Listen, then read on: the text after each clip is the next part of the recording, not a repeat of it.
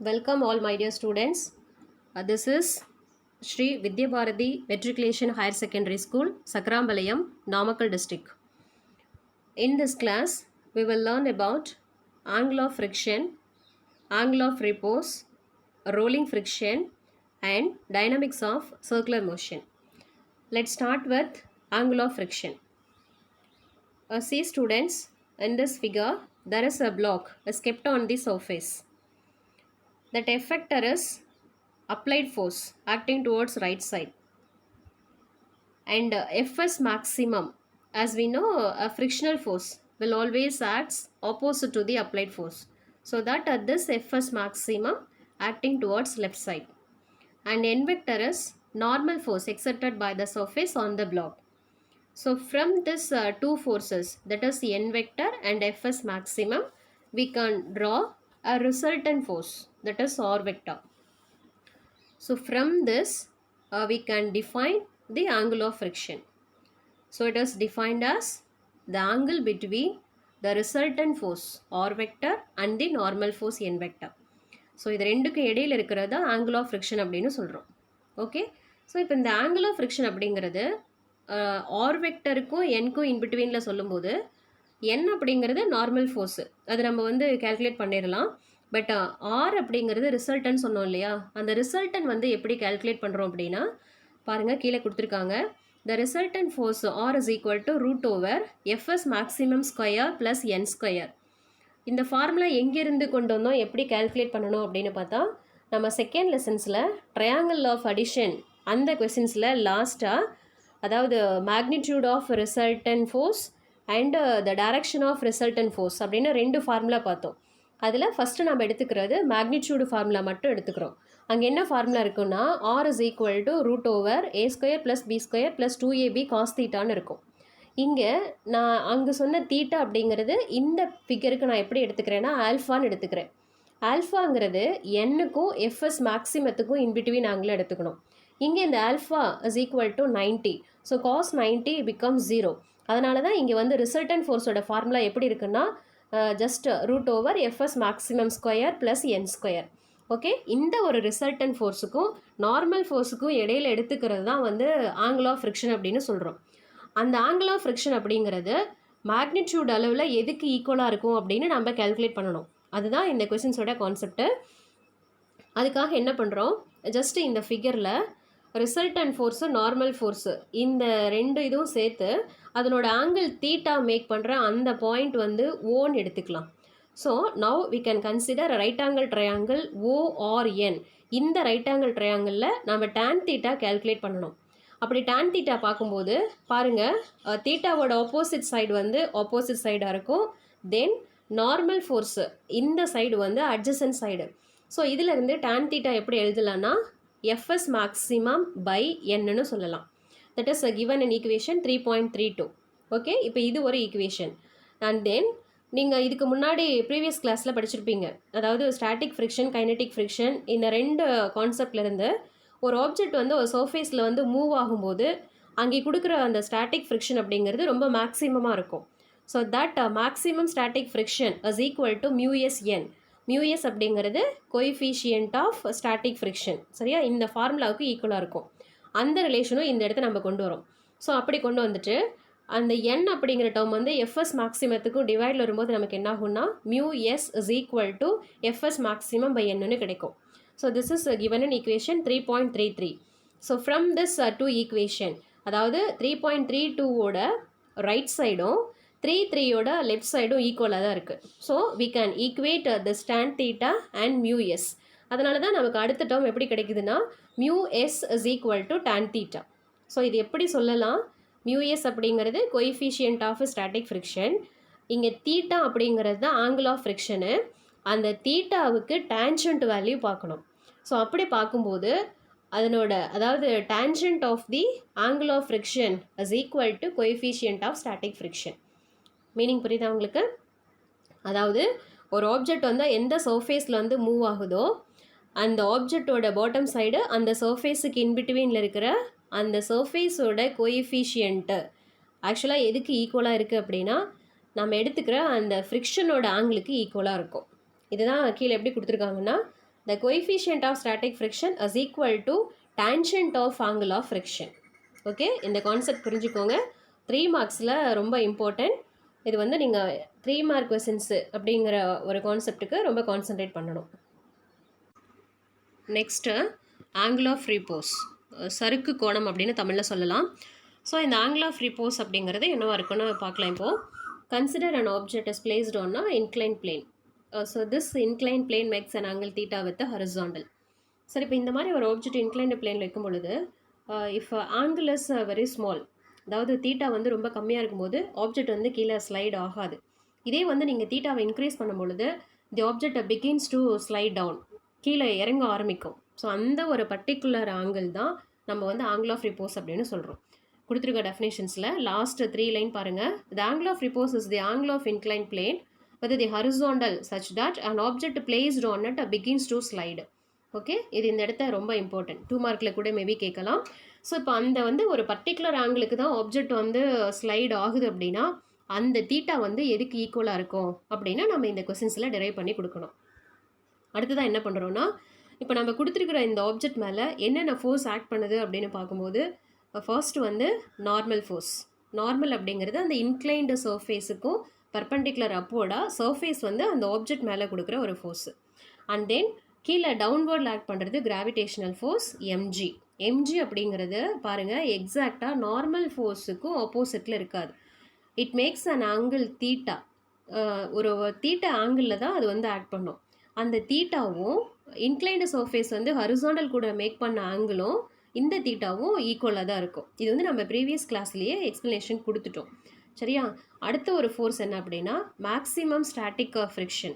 இது வந்து ஆப்ஜெக்டோட மூமெண்ட்டுக்கு ஆப்போசிட்டில் ஆக்ட் பண்ணும். எப்போ வந்து உங்களுக்கு ஆப்ஜெக்ட் நகர ஆரம்பிக்குதோ அந்த சமயத்தில் அந்த ஆப்ஜெக்டோட மூவிங் டைரக்ஷனுக்கும் ஆப்போசிட்டில் இருக்கிறது தான் maximum static friction.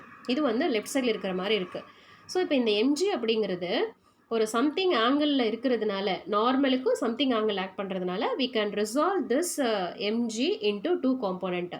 One component is parallel to this inclined plane and another one is perpendicular to this inclined plane. இப்போ இந்த மாதிரி 2 காம்போனண்ட்டை நம்ம ரெசால்வ் பண்ணணும் போது this mg cos theta balances this normal force. ஏன்னா ஆப்ஜெக்ட் வந்து வெர்டிக்கல் டைரக்ஷன்ஸில் எந்த மூமெண்ட்டும் கிடையாது. நமக்கு வந்து ஹரிசாண்டலாக ரைட் சைடு தான் ஆப்ஜெக்ட் வந்து நகருது. ஸோ அப்போ இந்த எம்ஜி காஸ் தீட்டாவோட வேலை என்ன அப்படின்னா நார்மல் ஃபோர்ஸை பேலன்ஸ் பண்ணுறது தான். ரைட்டா? அடுத்து எம்ஜி சைன் தீட்டாவோட ரோல் என்ன அப்படின்னு பார்க்கும்போது இதுதான் ஆப்ஜெக்ட் வந்து கீழே ஸ்லைட் டவுன் கொண்டு போகிறதுக்கு ஹெல்ப் பண்ணுது அப்படின்னு சொல்கிறோம். அப்போ அந்த எம்ஜி சைன் தீட்டா அப்படிங்கிறது எதுக்கு ஈக்குவல் அண்ட் ஆப்போசிட்டாக இருந்திருக்கணும் அப்படின்னா எஃப்எஸ் மேக்ஸிமத்துக்கு ஈக்குவல் அண்ட் ஆப்போசிட்டாக இருக்கணும். சரியா? இதெல்லாம் நம்ம இந்த ஃபிகர்லேருந்து எடுத்துக்கிற கான்செப்ட். இப்போ இதை டெரிவேஷனாக பார்க்கும்போது பாருங்கள், நம்ம ஏற்கனவே சொன்னது போல் காம்போனண்ட், அதாவது நார்மல் ஃபோர்ஸை பேலன்ஸ் பண்ணுறது M G cos theta. So n is equal to mg cos theta. அடுத்து ஆப்ஜெக்ட் வந்து ஸ்லைட் ஆக ஆரம்பிக்கும் பொழுது ஸ்டாட்டிக் ஃப்ரிக்ஷன் அப்படிங்கிறது மேக்ஸிமம் வேல்யூவை ரீச் பண்ணோம். So F S maximum is equal to mu S N. இது ப்ரீவியஸ் கிளாஸில் பார்த்துருக்கோம். இப்போ n அப்படிங்கிறத சப்ஸ்டியூட் பண்ணும்போது F S maximum is equal to mu S M G cos theta. இது வந்து ஒரு ஈக்குவேஷனை நம்ம எடுத்துக்கலாம். அடுத்து இப்போ நம்ம பார்த்த இந்த ஃபிகர்லேருந்து நமக்கு சாட்டிஸ்ஃபைடு கொடுக்குற ஒரு ஈக்குவேஷன் என்ன அப்படின்னா FS maximum is equal to MG sine theta. ஏன்னா அந்த ஆப்ஜெக்ட் கீழே எடுத்துகிட்டு போகிறதுக்கு அது ஹெல்ப் பண்ணுது இல்லையா? அதனால் 3.36 ஈக்குவேஷனை இந்த மாதிரி கொண்டு வரும். பாருங்கள், மேலே இருக்கிற ஈக்குவேஷனும் 3.36லேயும் ரைட் சைடு வந்து, அதாவது லெஃப்ட் ஹேண்ட் சைடு பாருங்கள், FS maximum is equal to MG sine theta. ஆனால் அதே வந்து எஃப்எஸ் மேக்ஸிமம் அப்படிங்கிறது mu s into MG cos theta. So இந்த 2 எஃப்எஸ் மேக்ஸிமம் டேர்முக்கும் ரைட் ஹேண்ட் சைடில் இருக்கிற டேர்மை நம்ம ஈக்குவல் பண்ணும் பொழுது நமக்கு என்ன கிடைக்கும் அப்படின்னா mu S M G cos theta is equal to MG sine தீட்டான்னு கிடைக்கும். ஸோ எம்ஜி அப்படிங்கிறது cancel on both side. So remaining term mu S மட்டும் நீங்கள் லெஃப்ட் ஹேண்ட் சைடு வச்சுட்டு sine theta by cos theta which is equal to tan theta. So நம்ம final equation என்ன அப்படின்னா mu S is equal to tan தீட்டான்னு கிடைக்கும். சரியா? But இது வந்து நம்ம ஆங்கிள் ஆஃப் ஃப்ரிக்ஷன் பார்த்தோம் இல்லையா, அங்கேருந்து கொண்டு வந்த டெஃபினேஷன் மாதிரியே தான் இதுவும் இருக்குது. ஸோ அப்படிங்கும் பொழுது இங்கே தீட்டா அப்படிங்கிறது என்ன அப்படின்னா ஆங்கிள் ஆஃப் ஃப்ரிக்ஷன் தான். அந்த ஆங்கிள் ஆஃப் ஃப்ரிக்ஷன் அப்படின்றது அதாவது அங்கே சொன்னது போலவே coefficient of static friction is equal to tangent of the angle of friction. ரெண்டு டேர்மும் ஒரே மாதிரி தான் இருக்கும். ஸோ இப்போ ரெண்டும் ஒரே மாதிரி இருந்துச்சுன்னா மீனிங் என்னன்னா ஆங்கிள் ஆஃப் ரீபோஸும் ஆங்கிள் ஆஃப் ஃப்ரிக்ஷனும் ஒரே மாதிரி தான், ரெண்டும் சேம் அப்படின்னு சொல்கிறோம். சரியா? பாருங்க கீழே கன்க்ளூஷன் எப்படி இருக்குன்னு. Angle of repose is the same as angle of friction. ஆனால் the difference is that angle of repose அப்படிங்கிறது refers to inclined surfaces. எங்கெல்லாம் உங்களுக்கு சாய்தளமாக இருக்குது அந்த சர்ஃபேஸில் மட்டும்தான் ஆங்கிள் ஆஃப் ரிப்போஸ் அப்படிங்கிறத நம்ம வந்து அப்ளை பண்ண முடியும். பட் ஆங்கிள் ஆஃப் ஃப்ரிக்ஷன் அப்படிங்கிறது is applicable to any type of surface. சரியா? ஃப்ரிக்ஷன் அப்படிங்கிறது எல்லா இடத்தையும் இருக்கும். அது வந்து எந்த சர்ஃபேஸாக இருந்தாலும் சரி, ஹரிசாண்டலாக இருந்தாலும் சரி, இன்க்ளைண்டாக இருந்தாலும் சரி, நீங்கள் ஆங்கிள் ஆஃப் ஃப்ரிக்ஷன் அப்படிங்கிறத எல்லாத்துக்கும் அப்ளை பண்ணிக்கலாம். பட் இங்கே சறுக்கு கோணம் ஆங்கிள் ஆஃப் ரிப்போஸ் அப்படிங்கிறது is only applicable to inclined plane மட்டும்தான் அப்ளை பண்ண முடியும். சரியா? ஸோ சொன்ன இந்த ரெண்டு கொஸ்டின்ஸோட கான்செப்டில் இருந்தோம் ஆங்கிள் ஆஃப் ஃப்ரிக்ஷனும் ஆங்கிள் ஆஃப் ரிப்போஸும் ஒரே மாதிரி தான் இருக்கும் அப்படின்னு சொல்கிறோம். That is tan theta is equal to mu s. இது வந்து 5 மார்க்கில் ரொம்ப ரொம்ப important questions. Next example 3.20. A block of mass m slides down the plane inclination at an angle 60 degree with an acceleration g by 2. Find the coefficient of kinetic friction. Solution பாருங்கள். இப்போ kinetic friction அப்படிங்கிறது எப்போ அப்படின்னா block is moving on a surface. அது நகர்ந்துட்டு இருக்கும்போது தான் mu K அப்படிங்கிறது இங்கே வந்து இன்வால்வ் ஆகுது.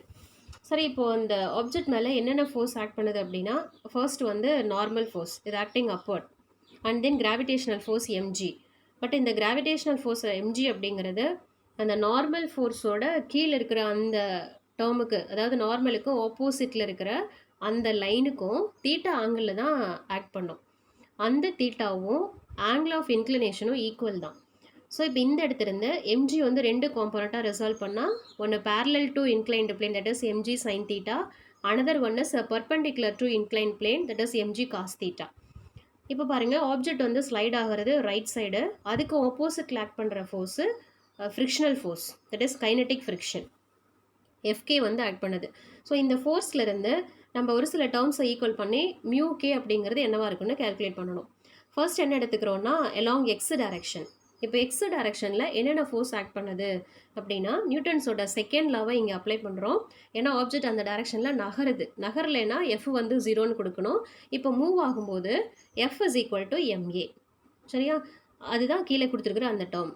அதுக்கு மேலே என்ன வரணும்னா எஃப் இஸ் ஈக்குவல் டு எம்ஏன்னு வரணும்.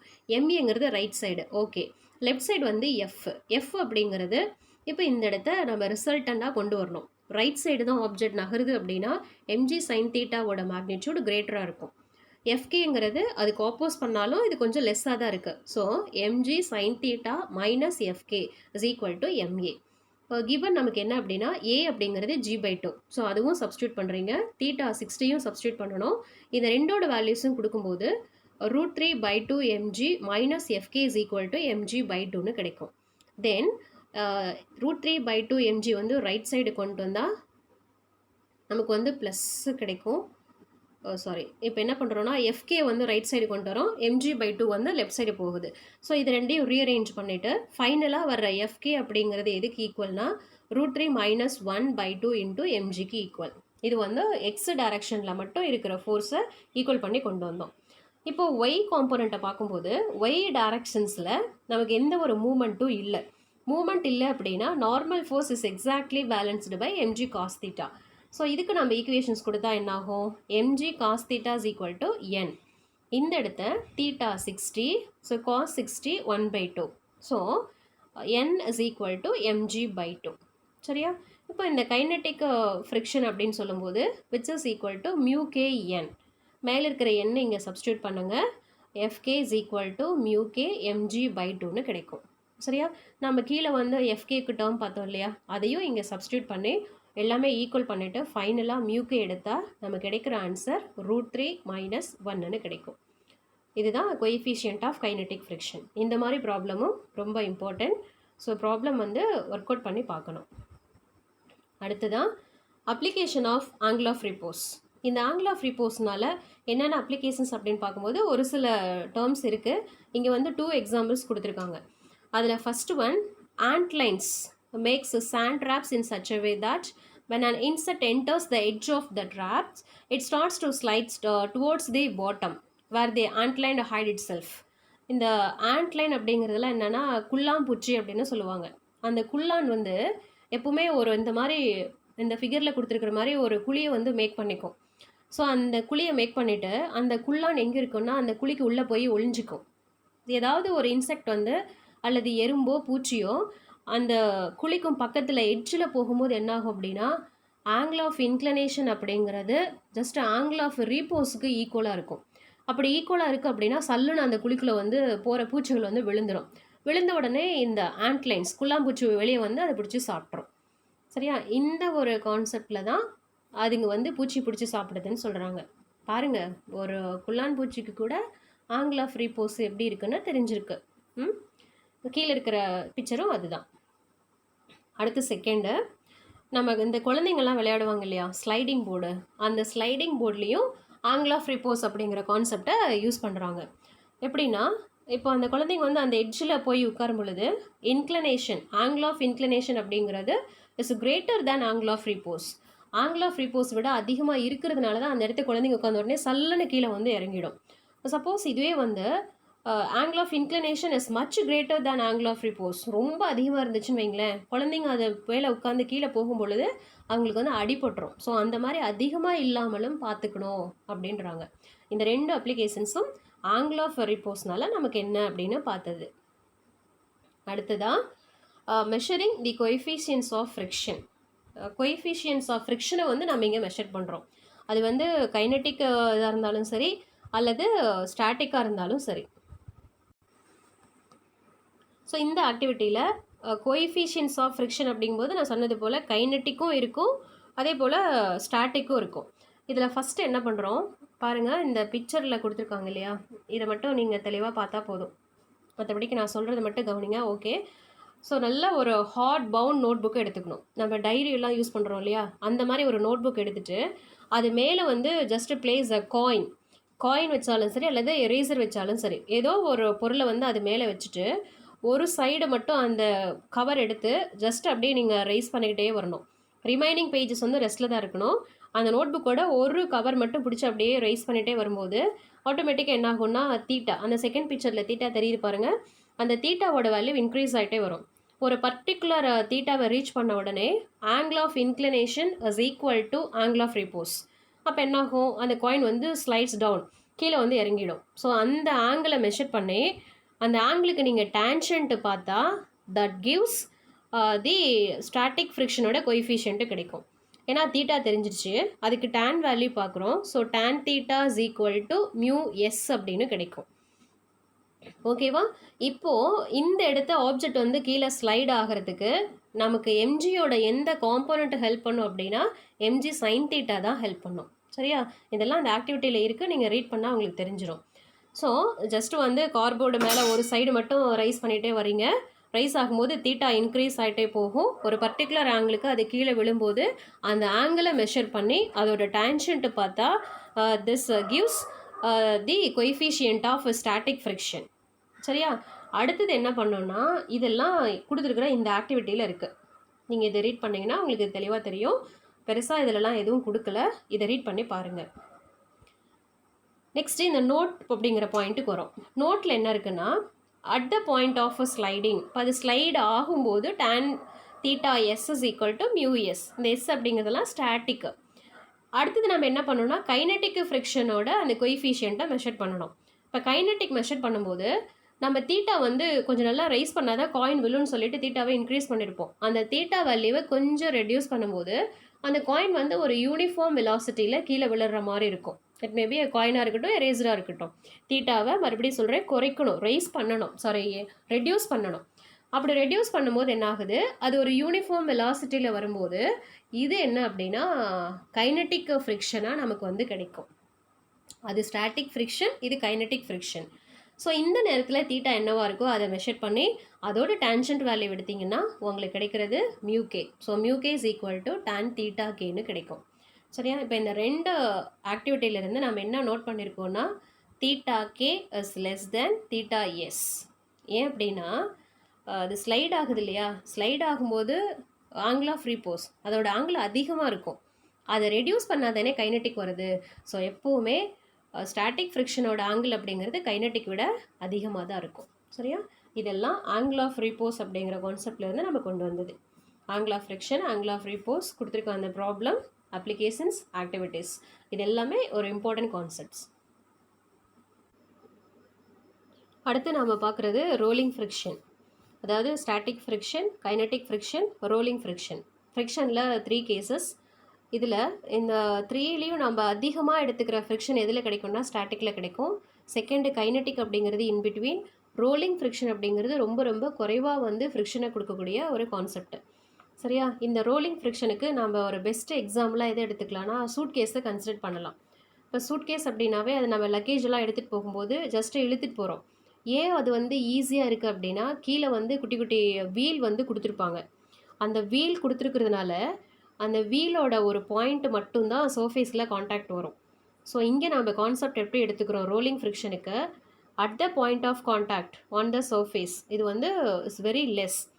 ஒரு பர்டிகுலர் பாயிண்ட் மட்டும்தான் அந்த சர்ஃபேஸில் காண்டாக்ட் வர்றதுனால அது கொடுக்குற ரிலேட்டிவ் மோஷன் ரொம்ப ரொம்ப ரொம்ப கம்மியாக இருக்கும். ரிலேட்டிவ் மோஷன் வந்து ரொம்ப குறைவாக இருக்குனாவே அது கொடுக்குற ஃப்ரிக்ஷனும் ரொம்ப கம்மியாக தான் இருக்கும். இப்போ ஆக்சுவலாக நம்ம என்ன சொல்லுவோம்னா ஒரு ஆப்ஜெக்ட் வந்து ஒரு சர்ஃபேஸில் மூவ் ஆகுதுன்னா அப்படியே ஸ்லைட் ஆகணும் அப்படின்னு சொல்லுவோம். ஸ்லைடுனா அங்கே கைனட்டிக் ஃப்ரிக்ஷன் உள்ளே வரும். பட் இங்கே ரோலிங் அப்படின்னு சொல்கிறோம். ரோலிங் அப்படிங்கும்போது அந்த பாயிண்ட் ஆஃப் காண்டாக்டோட சர்ஃபேஸ் குறையிறதுனால ஃப்ரிக்ஷனும் குறையும். அவ்வளோதான் இங்கே கான்செப்ட். சரியா? நீங்கள் இன்பிட்வீன் ரீட் பண்ணி பாருங்கள், உங்களுக்கு இந்த இடத்த கான்செப்ட் வந்து புரியும். இதில் கொடுத்துருக்குற இந்த பிக்சர் பாருங்கள். ஃபஸ்ட்டு கேஸ் வந்து ரோலிங் ஃப்ரிக்ஷனும் செகண்ட் வந்து கைனட்டிக் ஃப்ரிக்ஷனும் கொடுத்துருக்காங்க. இப்போ ரோலிங் ஃப்ரிக்ஷன் அப்படின்னு சொல்லும்போது அந்த வீல் வந்து அதில் காண்டாக்ட் ஆகிறதுனாலையும், கைனட்டிக் அப்படின்னா அப்படியே சர்ஃபேஸே வந்து நம்ம ஸ்லைடு பண்ணுற மாதிரியும், இந்த 2 கேஸ்லேயும் ஃபஸ்ட் ஒன் வந்து நம்மளால் ஈஸியாக மூவ் பண்ண முடியும். செகண்ட் ஒன் வந்து மூவ் பண்ணுறது ரொம்ப டிஃபிகல்ட்டாக இருக்கும். ஏன் அப்படின்னா அது கொடுக்குற ஃப்ரிக்ஷன் ரொம்ப அதிகமாக இருக்கும் இல்லையா கைனட்டிக்கில், அதனால தான். எது ஈஸியஸ்ட் மெத்தட்னா ரோலிங் மட்டும்தான். அடுத்ததான் நம்ம அந்த மேலே சொன்ன பாயிண்டில் motion of the point of contact with the surface should be at rest. இது வந்து ஒரு ஐடியல் கேஸ் மட்டும்தான். ப்ராக்டிக்கலாக இப்படி வந்து ரெஸ்ட்டில் இருக்குமோ அப்படின்னா இருக்காது. ஏன் அப்படின்னா இப்போ சைக்கிள் டயர் ஆகட்டும், ஒரு வெஹிக்கிள் ஆகட்டும், கார், பஸ் எதுவாக இருந்தாலும் சரி, அந்த டயர் வந்து ரோடில் போகும்போது பாருங்கள் அந்த point of contact due to it elastic நேச்சர்னால் என்ன ஆகும்னா கொஞ்சம் டீஃபார்ம் ஆகும். அப்போ அந்த டீஃபார்ம் ஆகிறதுனால அதனோட காண்டாக்ட் சர்ஃபேஸும் குறையுது. அது ரோலிங் எடுக்கும் பொழுது நம்ம கொடுக்குற ஃப்ரிக்ஷனும் ரொம்ப கம்மியாக இருக்கிறதுனால அந்த ஆப்ஜெக்ட் வந்து ஈஸியாக மூவ் ஆகுது அப்படின்னு சொல்கிறோம். சரியா? ஸோ ஒரு மினிமல் ஃப்ரிக்ஷனை மட்டும்தான் அது ரெண்டுமே ப்ரொவைட் பண்ணும், சர்ஃபேஸுக்கும் ஆப்ஜெக்ட்டுக்கும் இன்பிட்வீனில். இந்த ஃப்ரிக்ஷனை தான் என்ன சொல்கிறோன்னா ரோலிங் ஃப்ரிக்ஷன் அப்படின்னு சொல்கிறோம். அந்த லாஸ்ட் லைன் ரொம்ப important. Rolling friction is much smaller than the kinetic friction. Okay? அந்த டயர் வந்து ரோட்டில் பதியும் போது டிஃபார்ம் ஆகிறது அதெல்லாம் இந்த பிக்சரில் கொடுத்துருக்குறாங்க. சரியா? ஓகே. அடுத்து நம்ம பார்க்குறது மெத்தட்ஸ் டு ரெடியூஸ் ஃப்ரிக்ஷன். ஃப்ரிக்ஷனை வந்து ரெடியூஸ் பண்ணுறதுக்கு என்னென்ன மெத்தடை ஃபாலோ பண்ணலாம் அப்படின்னு பார்க்கும்போது ஒரு 3 மெத்தட்ஸ் நம்ம இங்கே பார்க்க போகிறோம். அதில் ஃபஸ்ட்டு ஒன் என்ன அப்படின்னா லூப்ரிகன்ஸ். சரியா? இப்போ ஃப்ரிக்ஷன் இல்லாமல் ஈவன் நம்மளால் நடக்க முடியாது, ஒரு வெஹிக்கிளில் கூட நம்மளால் போக முடியாது. நீங்கள் நடக்கிறதா இருந்தாலும் சரி, ஒரு வெஹிக்கிளில் போகிறதா இருந்தாலும் சரி, அதோட டயருக்கும் ரோடுக்கும் இடையில் ஃப்ரிக்ஷன் இருக்கணும். நல்ல ஒரு ரஃப் அண்ட் சர்ஃபேஸில் நம்ம ஈஸியாக போகலாம். அதே ஒரு ஆயிலை வந்து ஊற்றிட்டு அது மேலே நடக்கணும் அப்படின்னா முடியாது, ஏன்னா அங்கே ஃப்ரிக்ஷன் கிடையாது. அதனால் ஃப்ரிக்ஷன் அப்படிங்கிறது நம்ம லைஃபுக்கு ரொம்ப ரொம்ப இம்பார்ட்டன்ட் தான். ஒரு சில இடத்த அது நமக்கு நெகட்டிவ் கான்செப்டும் ப்ரொடியூஸ் பண்ணும். இண்டஸ்ட்ரியெல்லாம் பாருங்கள், ஒரு ஹெவி மெஷினரிஸ் இதெல்லாம் வந்து ரன் ஆகும்போது டிஃப்ரெண்ட் பார்ட்ஸ் ஆஃப் மெஷின் வந்து என்ன ஆகும்னா கைனட்டிக் ஃப்ரிக்ஷன் மாதிரி டைரெக்டாக இன் கான்டாக்டில் ரன் ஆகும். ஸோ அந்த மாதிரி மெஷினரிஸ் வந்து ரன் ஆகும்போது அன்வான்டாக ஹீட் எனர்ஜி ப்ரொடியூஸ் ஆகிறதுனால அந்த heat energy reduces it efficiency. எஃபிஷியன்சினா அதனோட லைஃப் டைமை அதனோட இது வந்து ரெடியூஸ் பண்ணும். அந்த இடத்த நம்ம ஃப்ரிக்ஷனை வந்து ரெடியூஸ் பண்ணுறதுனால we have to use some methods to reduce this friction. அதில் ஃபஸ்ட்டு அங்கே கொடுத்துருக்கிறது லூப்ரிகன்ஸ். அப்படின்னா உயவு எண்ணெய் அப்படின்னு சொல்லுவோம். இந்த கிரீஸ் எல்லாம் அப்ளை பண்ணுறாங்க இல்லையா, அதுதான் லூப்ரிகன்ஸ். பாருங்கள் இங்கே கொடுத்துருக்குற இந்த பிக்சரில் மேலே அந்த ஏரோ மார்க்கும் கீழே கொடுத்துருக்கிறது மெஷினோட 2 பார்ட்டு. அது ஆயில் இல்லாமல் அது மூவ் பண்ணும்போது சர்ஃபேஸ் வந்து இன் கான்டாக்ட் வரும். அதே வந்து வித் ஆயில், ஒரு லூப்ரிகேண்ட் ஆயில் வந்து நீங்கள் அப்ளை பண்ணிவிட்டு ரன் பண்ணும்போது அந்த 2 சர்ஃபேஸும் டேரெக்டாக இன் கான்டாக்ட்டுக்கு வராது. அதனால் எஃபிஷியன்சி இன்க்ரீஸ் பண்ணி கொடுக்கும். அடுத்து செகண்ட் நம்ம யூஸ் பண்ணுற மெத்தடு பால் பியரிங்ஸ் வந்து எடுத்துக்கிறது. பால் பியரிங்ஸ் என்ன பண்ணும் அப்படின்னா reduce the kinetic friction. Kinetic ஃப்ரிக்ஷனோட ரேட்டு குறைக்கும். அதுவும் மெஷினரிஸில் தான். இப்போ இதனோட ரோல் என்ன அப்படின்னா, if ball bearings are fixed between two surfaces during the relative motion, only the rolling friction comes to effect and not a kinetic friction. அந்த பால் பேரிங்ஸை கொடுக்கும்போது நமக்கு அந்த இடத்து நமக்கு எது மட்டும்தான் ப்ளே ஆகுதுன்னா ரோலிங் ஃப்ரிக்ஷன்ஸ் தான் நமக்கு உள்ளே வருது. கைனட்டிக் ஃப்ரிக்ஷன் அங்கே வந்து கிடையாது. இப்போ ரோலிங் அப்படின்னாவே நமக்கு அந்த இடத்த எஃபிஷியன்சி வந்து இன்க்ரீஸ் பண்ணி கொடுக்கும். சரியா? இது மறுபடியும் என்ன சொல்கிறாங்கன்னா rolling friction is much smaller than the kinetic friction. அதனால் நமக்கு அந்த மெஷினரிஸ் வந்து ப்ரொடெக்ட் பண்ணுறதுக்கு ஹெல்ப் பண்ணுது அப்படின்னு சொல்கிறாங்க. வியர் அண்ட் டியர், அந்த தேய்மானங்களிலிருந்து நம்ம பாதுகாக்கலாம் அப்படின்னு சொல்கிறோம். அதுக்கு கொடுத்த பிக்சர் தான் இந்த செகண்ட் ஒன். அடுத்தது தேர்டு நம்ம என்ன கொண்டு வரோம்னா வெல் பாலிஷ்டு சர்ஃபேஸ் அப்படிங்கிற ஒரு தேர்டு மெத்தடை இந்த இடத்த ஃபாலோ பண்ணுறோம். ஸோ அதுக்கு கான்செப்ட் எங்கேருந்து கொண்டு வராங்க, during the time of Newton and Galileo அவங்களோட காலத்தில் ஃப்ரிக்ஷனல் ஃபோர்ஸ் அப்படிங்கிறதும் கிராவிடேஷனல் ஃபோர்ஸ் மாதிரி ஒரு நேச்சுரல் ஃபோர்ஸ் அப்படின்னு கன்சிடர் பண்ணினாங்க. ஆனால் இந்த 20th செஞ்சுரியில் ஆட்டம்ஸ், எலக்ட்ரான், புரோட்டான் இதனோட கான்செப்ட் எல்லாம் வந்ததுனால தான் இந்த ஃப்ரிக்ஷனல் ஃபோர்ஸ் அப்படிங்கிறது is not a natural force, it is an electro magnetic force அப்படின்னு ஃபைண்ட் அவுட் பண்ணாங்க. இப்போ அந்த எலக்ட்ரோ மேக்னெட்டிக் ஃபோர்ஸ் அப்படிங்கிறது எதனால் அப்படின்னா எதுக்கும் இடையிலன்னு பார்க்கும்போது between the atom on the two surfaces. எந்த 2 சர்ஃபேஸ் வந்து இன் கான்டாக்டுக்கு வருதோ அந்த 2 சர்ஃபேஸஸில் இருக்கிற ஆட்டத்தினால அது ஆட்டம் வந்து இன் கான்டாக்டுக்கு வர்றதுனால தான் நமக்கு வந்து ஃப்ரிக்ஷனல் ஃபோர்ஸு ப்ரொடியூஸ் ஆகுது. சரியா? அப்போ அந்த இன் கான்டாக்டுக்கு வர்ற அந்த சர்ஃபேஸோட இதை வந்து நீங்கள் ரெடியூஸ் பண்ணனா இந்த இடத்த ஃப்ரிக்ஷனல் ஃபோர்ஸையும் ரெடியூஸ் பண்ணலாம். ஸோ அதுக்காக என்ன பண்ணணும், கான்டாக்ட் வர 2 சர்ஃபேஸும் வெல் பாலிஷ்டு சர்ஃபேஸாக இருக்கும்போது நமக்கு வந்து ஃப்ரிக்ஷனல் ஃபோர்ஸு குறையும். சரியா? அப்போ வெல் பாலிஷ்டு சர்ஃபேஸாக இருந்தாலும் இட் ஹேஸ் சம் இர்ரெகுலாரிட்டிஸ், அதுக்கும் கொஞ்சம் இர்ரெகுலாரிட்டிஸ் இருக்கும், மேடு பள்ளங்கள் இருக்கும் அப்படின்னு சொல்கிறான். அது எப்படி இருக்கும் அப்படின்னா இதோ இந்த பிக்சரில் காமிச்சது போல் இருக்கும். சரியா? மேலே கொடுத்துருக்கிறது 2 கான்டாக்ட் ஏரியா பாருங்கள், கொஞ்சம் ஜிக்ஸாக்டில் கொடுத்து கொஞ்சம் இன்பிட்வீன் கேப்ஸ் கொடுத்துருக்காங்க இல்லையா, அது வந்து நார்மலாக இருக்கிற ஒரு ஏரியா இன் கான்டாக்ட். அதுவும் மேலே பாருங்களேன், நாமினல் கான்டாக்ட் ஏரியா, ஒரு சின்ன சர்ஃபேஸ் தான் 2 இடத்த கான்டாக்ட் ஆகுது. அதை நம்ம இன்னும் வந்து வியூ பண்ணி பார்க்கும்போது இந்த மாதிரி இருக்கும் அப்படின்றாங்க.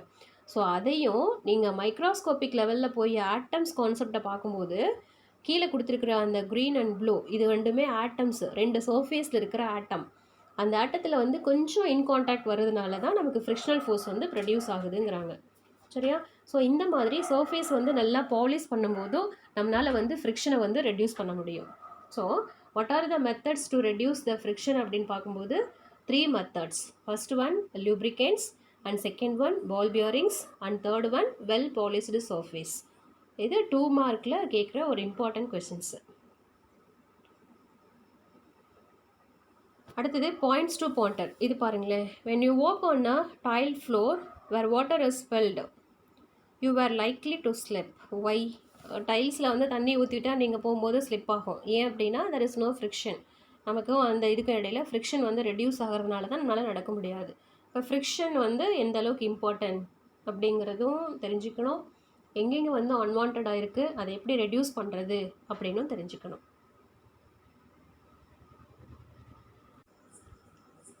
நெக்ஸ்ட்டு நம்ம பார்க்குறது when a bicycle moves in a forward direction, what is the direction of frictional force in the rear and front wheels? ஒரு பைசைக்கிள் நீங்கள் ஃபார்வர்ட் டைரக்ஷனில் மூவ் பண்ணும்போது அங்கே இருக்கிற அந்த ஃப்ரண்ட் அண்ட் பேக் வீல்ஸில் இருக்கிற ஃப்ரிக்ஷனல் ஃபோர்ஸு எந்த டைரக்ஷனில் இருக்குது அப்படின்னு இங்கே கொஷின் கேட்குறாங்க.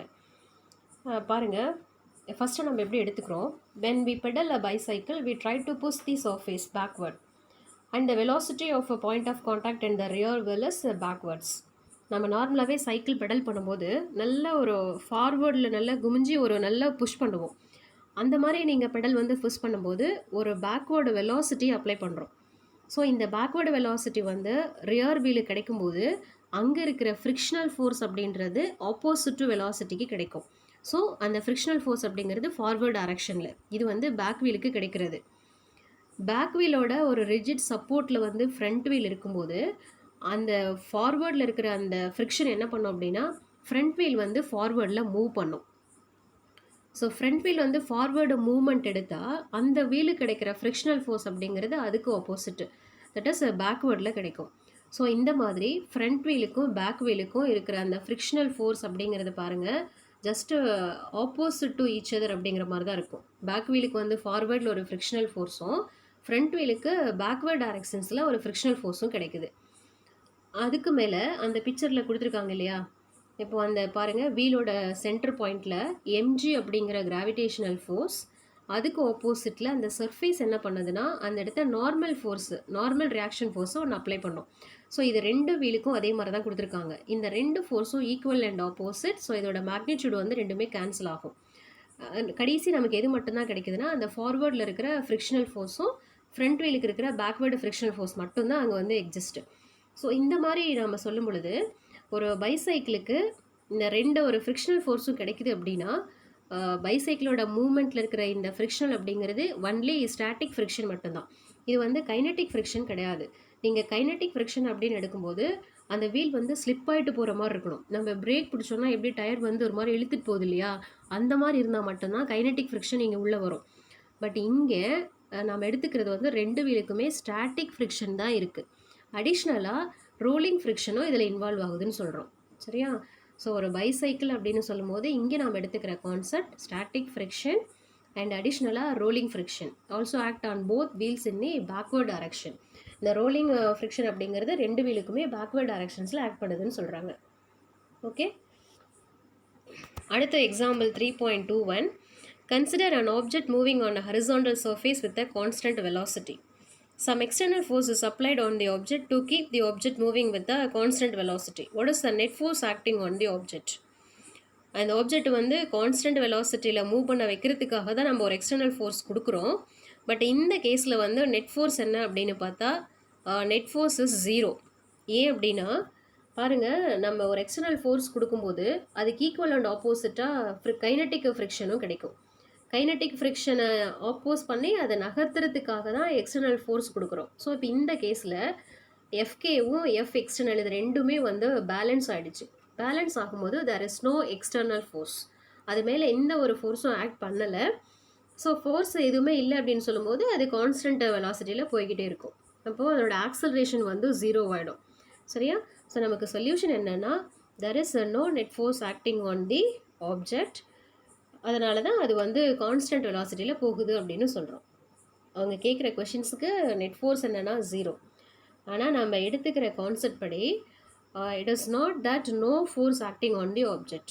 There are two forces acting. One is applied force and second one is a kinetic friction. But நம்ம சொல்லும்போது தான் ரிசல்டன் ஃபோர்ஸ் 0ன்னு சொல்லணும். ஆனால் உண்மையிலேயே அது மேலே ரெண்டு ஃபோர்ஸ் ஆக்ட் பண்ணுது, அது ரெண்டோட ரிசல்டன்ட்டும் 0 ஆகிடுது அப்படிங்கிற கான்செப்டில் நம்ம இந்த இடத்த புரிஞ்சுக்கணும். அடுத்து நம்ம பார்க்குறது dynamics of circular motion. So இந்த டைனமிக்ஸ் ஆஃப் சர்க்குலர் மோஷனில் நம்ம இங்கே என்ன ஸ்டடி பண்ணுறோம் அப்படின்னா ஒரு ஆப்ஜெக்ட் வந்து ஒரு சர்க்குலர் மோஷனில் இருக்கும்போது அது மேலே என்ன ஃபோர்ஸ் ஆக்ட் பண்ணோம், என்னென்ன கண்டிஷன்ஸில் அதனோட பாத்து வந்து சேஞ்ச் பண்ணோம் அப்படிங்கிறத பற்றி இங்கே ஸ்டடி பண்ணுறோம். இதுக்கு முன்னாடி கிளாஸில் நம்ம படித்தது how to analyse linear motion using Newton's லா. ஒரு லீனியர் மோஷன் வந்து அனலைஸ் பண்ணுறதுக்கு நியூட்டன்ஸ் லாவும் அப்ளை பண்ணியிருந்தோம். இப்போது சர்க்குலர் மோஷன்ஸ்க்கு அதை அப்ளை பண்ணி ஸ்டடி பண்ணணும். இப்போ நார்மலாகவே பாருங்கள், particle can be in linear motion with or without any external force. But in circular motion அப்படின்னு சொல்லும்போது there must be force acting on the object. நீங்கள் லீனியர் மோஷன் அப்படிங்கிற கான்செப்டில் ஃபோர்ஸ் ஆக்ட் பண்ணனாலும் சரி ஆக்ட் பண்ணாட்டியும் சரி அது லீனியர் மோஷனில் இருக்கும். ஆனால் சர்க்குலர் மோஷன் அப்படின்னு வரும்போது கண்டிப்பாக அது மேலே ஒரு ஃபோர்ஸ் வந்து ஆக்ட் பண்ணி ஆகணும். நியூட்டன்ஸ் லா அப்படிங்கிறது ஜென்ரலாக ஃபஸ்ட் லா, செகண்ட் லா, தேர்ட் லா அவ்வளோதான். அது வந்து லீனியர் மோஷனுக்கு சர்க்குலர் மோஷனுக்கு அப்படின்லாம் எதுவும் கிடையாது. பட் சர்க்குலர் மோஷன் ஒரு ஆப்ஜெக்ட் எடுக்குது அப்படின்னா there must be a force acting on the particle. அப்படி ஒரு ஃபோர்ஸ் அது மேலே ஆக்ட் பண்ணுச்சு அப்படின்னா it can changes the velocity of a particle in 3 different ways. அந்த பார்ட்டிக்கிளோட வெலாசிட்டியை வந்து 3 வகையில் அந்த ஃபோர்ஸ் சேஞ்ச் பண்ணும். அப்போ என்னென்ன வகையில் சேஞ்ச் பண்ணது அப்படின்னு பார்க்கும்போது ஃபஸ்ட்டு மெத்தட் நமக்கு என்ன அப்படின்னா magnitude of velocity change without changing the direction of velocity. அந்த பார்ட்டிக்கிளோட மேக்னிடியூட் ஆஃப் வெலாசிட்டி மட்டும்தான் சேஞ்ச் ஆகும். ஐ மீன் அதோட ஸ்பீடு சேஞ்ச் ஆகும், டைரக்ஷன் வந்து சேஞ்ச் ஆகாது. ஸோ இங்கே நம்ம சொல்லும்போது இதுக்கு எக்ஸாம்பிளாக சொல்லணும்னா ஒரு லீனியர் மோஷன் மட்டும்தான் சொல்ல முடியும். ஏன்னா அதோட டைரக்ஷன் சேஞ்ச் ஆகாதுன்னு சொல்கிறாங்க. ஸோ எக்ஸாம்பிள்ஸ் என்னவா இருக்குது பாருங்கள். Particle falling down vertically, bike moving in a straight road with an acceleration. ஒரு பைக் வந்து நம்ம ஆக்சலரேட் பண்ணுற ஒரு மோஷன் எடுத்துக்கலாம், அல்லது பார்ட்டிக்கல் வந்து கீழே விழும்போது ஆக்சலரேட் ஆகும் because due to gravity. So இந்த 2 எக்ஸாம்பிள்ஸும் ஃபஸ்ட்டு கேஸ்க்கு எடுத்துக்கலாம். அண்ட் 2வது மெத்தடில் ஒரு ஃபோர்ஸ் அதனோட வெலாசிட்டி எப்படி சேஞ்ச் பண்ணுது அப்படின்னு பார்க்கும்போது direction of motion alone changed without changing the magnitude. அதாவது அதோட மேக்னிடியூடு சேஞ்ச் ஆகக்கூடாது, அதோட ஸ்பீடு வந்து கான்ஸ்டண்ட்டாக இருக்கணும், டைரக்ஷன் மட்டும் சேஞ்ச் ஆகணும். இது எங்கே நடக்குதுன்னா யூனிஃபார்ம் சர்க்குலர் மோஷனில் இந்த மாதிரி இருக்கும். இந்த மாதிரி ஒரு பார்ட்டிகளோட வெலாசிட்டியை சேஞ்ச் பண்ணலாம். அண்ட் தேர்டு கேஸில் direction and magnitude of velocity can be change, ரெண்டுமே சேஞ்ச் ஆகும். 2 கான்செப்டும் சேஞ்ச் ஆனால் பார்ட்டிகள் வந்து யூனிஃபார்ம் சர்க்குலர் மோஷன் போகாது, நான் யூனிஃபார்ம் சர்க்குலர் மோஷனில் போகும். இதுக்கு நம்ம எக்ஸாம்பிள் சொல்லும்போது oscillation of a swing or a simple pendulum, then elliptical motion of planets around the sun. இந்த கேசஸ் எல்லாமே எதுக்கு எக்ஸாம்பிள்ஸ்னால் நான் யூனிஃபார்ம் சர்க்குலர் மோஷனுக்கு எக்ஸாம்பிள்ஸ். ஸோ இது போல் ஒரு பார்ட்டிகிள் வந்து சர்க்குலர் மோஷன் எடுக்குது அப்படின்னு சொல்லும்போது அது மேலே ஆக்ட் பண்ணுற ஃபோர்ஸ் அதோட வெலாசிட்டியை இந்த மாதிரி 3 கேசஸில் சேஞ்ச் பண்ணுது அப்படின்னு சொன்னால் அந்த சேஞ்சஸ் வந்து யூனிஃபார்ம் சர்க்குலர் மோஷனுக்கு எப்படி இருக்கும், நான் யூனிஃபார்ம் சர்க்குலர் மோஷனுக்கு எப்படி இருக்கும். அதாவது டைனமிக்ஸ் ஆஃப் சர்க்குலர் மோஷன் அப்படின்னு சொல்லும்போது அங்கே அந்த ஃபோர்ஸோட ரோல் என்ன அப்படின்னு தான் அடுத்தது பார்க்க போகிறோம். நாம் இங்கே ஸ்டடி பண்ணுறது யூனிஃபார்ம் சர்க்குலர் மோஷனுக்கும் நான் யூனிஃபார்ம் சர்க்குலர் மோஷனுக்கும் பார்க்க போகிறோம். ஸோ இதில் ஃபஸ்ட்டு நாம் எடுத்துக்கிறது சென்ட்ரிபிட்டல் ஃபோர்ஸ், மைய நோக்கு விசை. என்ன இருக்குன்னா, if a particle is in uniform circular motion, there must be centripetal acceleration towards the center of the circle.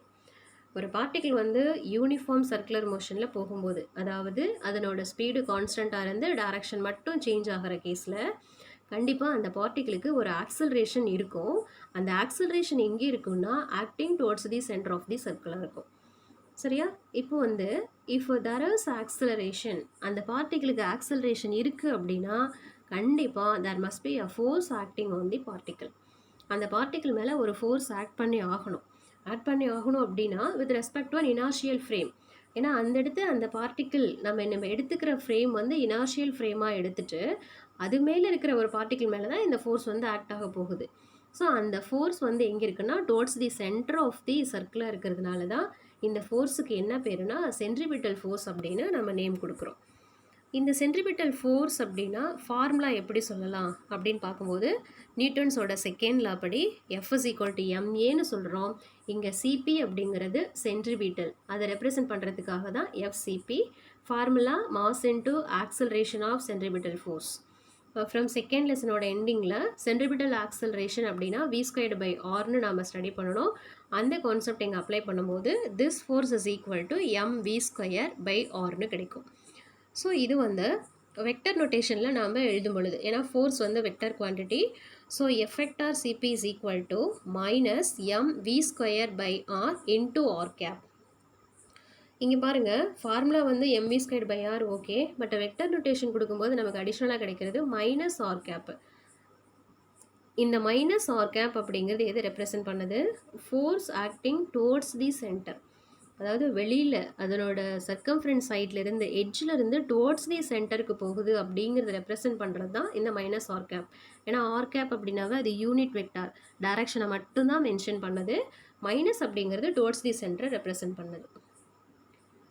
அடுத்து ஃபார் யூனிஃபார்ம் சர்க்குலர் மோஷனுக்கு ஒமேகா அப்படிங்கிறது angular velocity of a particle moving in a circular path. So அந்த மாதிரி ஒரு concept வச்சு சொல்லும் பொழுதும் FCP is equal to -mω²r into R cap. So -r cap அப்படின்றது points towards the centre of the circle which is the direction of centripetal force. அந்த ஃபோர்ஸோட டைரக்ஷனை சொல்கிறது தான் -r கேப். இந்த கொடுத்துருக்க அந்த பிக்சரில் பாருங்கள் சென்ட்ரிபிட்டல் ஃபோர்ஸ். ஃபஸ்ட் ஒனில் வந்து ரேடியஸ் ஆர் வெக்டரை வச்சு சொல்லியிருக்காங்க. இப்போது அந்த மிட் பாயிண்ட் ஓலேருந்து பிளாக் கலரில் 4 ஏரோ மார்க்ஸும் வெளியில் வருது அப்படிங்கிறது ரேடியஸை ரெப்ரசென்ட் பண்ணுறது. பட் அவுட் சைட்லேருந்து டுவோர்ட்ஸ் தி சென்டருக்கு ரெட் கலர் ஏரோ மார்க் எது ரெப்ரசென்ட் பண்ணுதுன்னா -r cap. -r cap is nothing but centripetal ஃபோர்ஸோட டைரக்ஷன் சொல்கிற ஒரு யூனிட் வெக்டார், தட்ஸ் ஆல். அது அப்படியே நமக்கு சொல்கிறது தான் செகண்ட் ஃபிகர். இது யூனிஃபார்ம் சர்க்குலர் மோஷன் இல்லையா, அதனால தான் மேக்னிடியூட் ஆஃப் வெலாசிட்டியை வந்து கான்ஸ்டண்ட்டாகவும், ஐ மீன் அதை லென்த் ஆஃப் தி வெக்டரை வந்து கான்ஸ்டண்ட்டாகவும் டைரக்ஷனை சேஞ்ச் பண்ணுறதாகவும் காமிச்சிருக்காங்க. ஓகே, அடுத்து பாருங்கள். It should be noted that centripetal force is not other force like gravitational fours are spring force. ஒரு கிராவிடேஷனல் ஃபோர்ஸ் மாதிரியோ அல்லது ஒரு ஸ்ப்ரிங் ஃபோர்ஸ் போலவோ, ஸ்ப்ரிங் ஃபோர்ஸை பற்றி நம்ம 4th லெசனில் ஸ்டடி பண்ணலாம். அந்த மாதிரி இல்லாமல் சென்ட்ரிபிட்டல் ஃபோர்ஸ் அப்படிங்கிறது கொஞ்சம் வேறு மாதிரி. வேறு மாதிரி எப்படின்னா ஃபோர்ஸ் டுவர்ட்ஸ் த சென்டர், மையத்தை நோக்கின ஒரு விசை. சரியா? அப்போ இந்த சென்ட்ரிபிட்டல் ஃபோர்ஸோட ஆரிஜின் அப்படிங்கிறது என்னென்னவா இருக்கும் அப்படின்னா gravitational force, tension in the string, frictional force, coulomb force. இந்த 4 ஃபோர்ஸில் எதுவேனாலும் அதோட ஆரிஜினாக இருக்கலாம். நம்ம எடுத்துக்கிற இடத்தை பொறுத்து அதோட ஆரிஜின் அப்படிங்கிறது இந்த 4 கான்செப்ட்ஸில் எது வேணாலும் இருக்கலாம். இதில் கூலும் ஃபோர்ஸ் அப்படிங்கிறது என்னென்னா the force between two charged particle. எப்படி வந்து நம்ம நியூட்டன்ஸ் கிராவிடேஷனல் ஃபோர்ஸ் படிக்கிறோம் இல்லையா, F is equal to G into M1 M2 by R square. அதே போல் இங்கே கூலும் அப்படின்னு சொல்லும் பொழுது F is equal to K into Q1 Q2 by R square. இதை பற்றி நீங்கள் 12th டீட்டெயில்ஸாக படிக்கலாம். ஸோ கூலும் ஃபோர்ஸ் அப்படின்னாவே 2 சார்ஜ்டு பார்ட்டிகளுக்கும் இன்பிட்வீனில் இருக்கிற ஃபோர்ஸஸ். ஸோ இந்த 4 ஃபோர்ஸில் எது வேணாலும் இதனோட ஒரிஜினாக இருக்கலாம். இப்போ ஒவ்வொரு கொடுத்துருக்குற அந்த எக்ஸாம்பிள்ஸ்லேயும் அந்த சென்ட்ரிபிட்டல் ஃபோர்ஸுக்கு ஆரிஜின் அப்படிங்கிறது என்னன்னு கொடுத்துருப்பாங்க.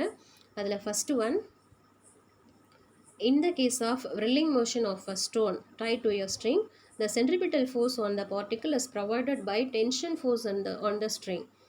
ஒரு நல்ல ஒரு ஸ்டோன் எடுத்து ஒரு நூலில் கட்டிட்டு ஒரு சர்க்குலர் மோஷன் மாதிரி நம்ம அதை சுற்றணும். அது எப்படி அப்படின்ட்டு கீழே இந்த ஃபிகரில் கொடுத்துருக்காங்க பாருங்கள். இது போல் இந்த மேன் சுற்றுறாரு இல்லையா, இந்த மாதிரி. இப்போ இந்த ஸ்டோன் வந்து நான் நூலில் கட்டிட்டு ஒரு சர்க்குலர் மோஷனுக்கு சுற்றும் போது நம்ம கைக்கு வந்து ஏதோ ஒரு ஃபோர்ஸ் கிடைக்கிற மாதிரி இருக்கும், ஏதோ ஒரு இழுவிசை இருக்கிற மாதிரி இருக்கும். அது எதுலேருந்து கிடைக்குதுன்னா அந்த ஸ்ட்ரிங்கில் இருக்கிற ஒரு டென்ஷன் ஃபோர்ஸ் தான். ஸோ அந்த டென்ஷன் ஃபோர்ஸ் தான் அந்த ஸ்டோனை வந்து சர்க்குலர் பாத்துக்கு எடுத்துகிட்டு போகிறதுக்கு ஹெல்ப் பண்ணுது. ஸோ இங்கே அந்த சென்ட்ரிபிட்டல் ஃபோர்ஸோட ஆரிஜின் என்ன அப்படின்னா tension force in the string. And then அதனோட கண்டினியூஸாக பாருங்கள் என்ன இருக்குன்னா, in circular motion in an amusement park the centripetal force is provided by the tension in the iron ropes. இந்த பார்க்லாம் இந்த மாதிரி ஒரு சர்க்குலர் பாத்தில் ஒரு ஜெயிண்ட் வீல் சுற்றுற மாதிரி இருக்கும் இல்லையா, ஸோ அந்த இடத்த சென்ட்ரிபிட்டல் ஃபோர்ஸ் அப்படிங்கிறது அந்த அயன் ரோப்ஸில் இருக்கிற டென்ஷன் ஃபோர்ஸ் தான் ப்ரொவைட் பண்ணுது. அடுத்து செகண்ட் கொடுத்துருக்குற example, in motion of satellites around the earth the centripetal force is given by earth gravitational force on the satellite.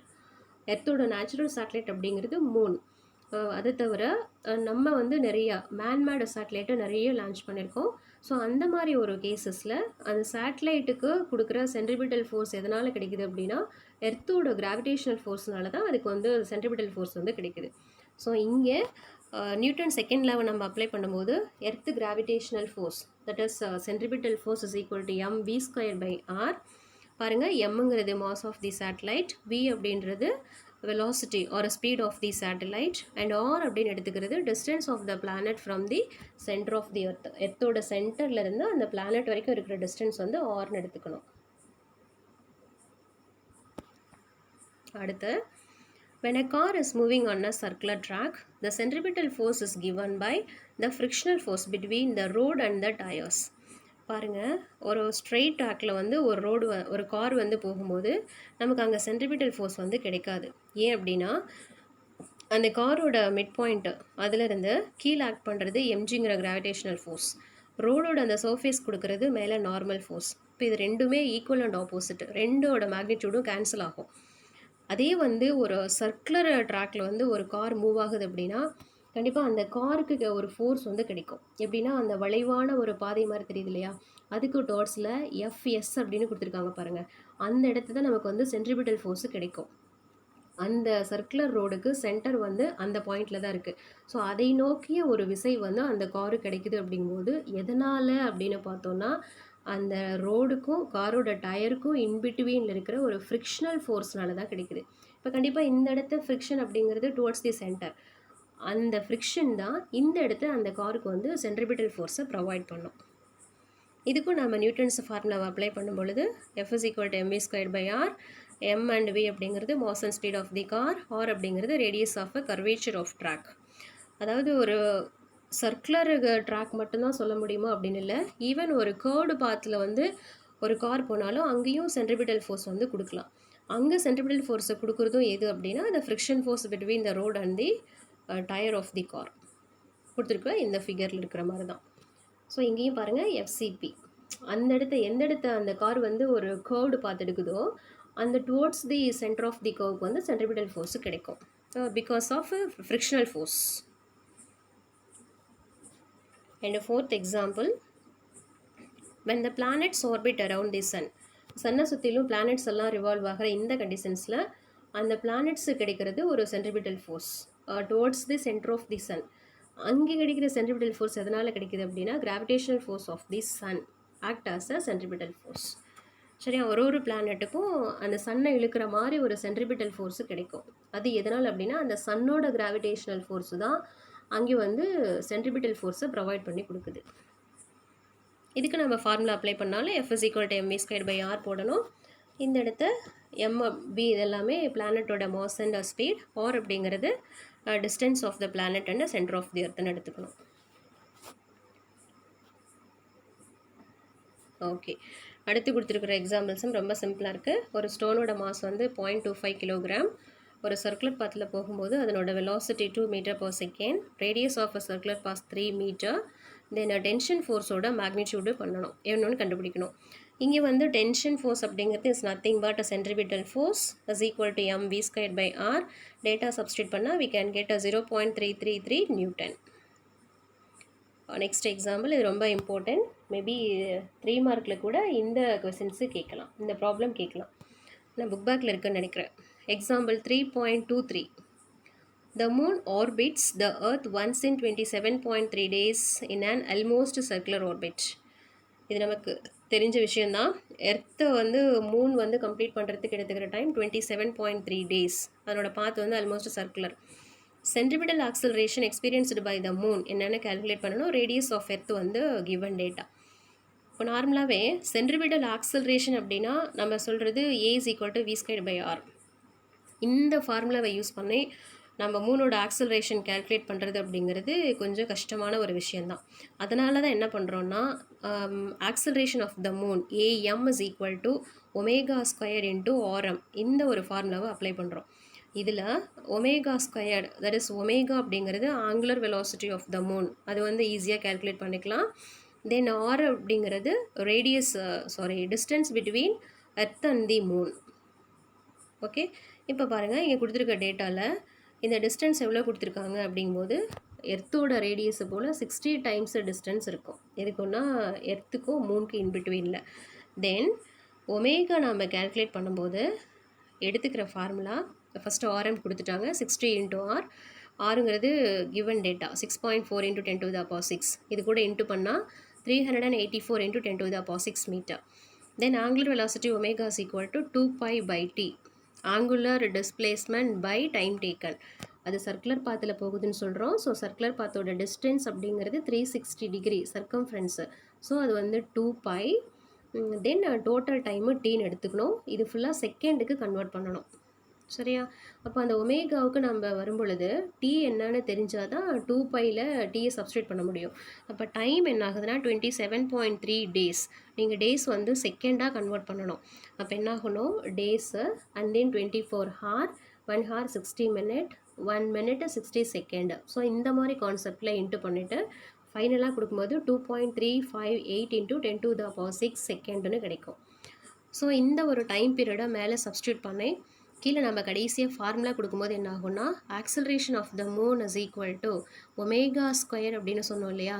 Omega தான் 2π/t. அதை ஸ்கொயர் பண்ணால் 4π² t² × RM. கொடுத்த டேட்டாஸ் எல்லாம் சப்ஸ்டியூட் பண்ணும்போது we can get the centripetal acceleration of the moon is equal to 0.00272 meter/second² கிடைக்கும். இந்த result வந்து Newton அவராகவே அவரோட ஃபார்முலா யூஸ் பண்ணி கால்குலேட் பண்ண ஒரு ஆன்சர். இது எப்படி கால்குலேட் பண்ணாங்க அப்படிங்கிறது டீட்டெயிலாக நம்ம 6th யூனிட்டில் தெளிவாக ஸ்டடி பண்ணலாம்.